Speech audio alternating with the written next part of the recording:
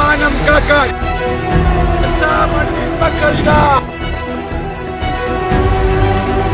Palestine Hula, free Palestine. Remember the very key person for Palestine, Mr. E. Ahmed, the late E. Ahmed. He's very close friends to Yasser Arafat. Keralam എന്നും ആക്രമിക്കപ്പെടുന്നവരോടൊപ്പമാണ്. കേരളത്തിന്റെ സംസ്കാരം അതാണല്ലോ. ആ സംസ്കാരത്തെ Indian union മുസ്ലിം league ഉറക്കെ പ്രഖ്യാപിക്കുന്നു.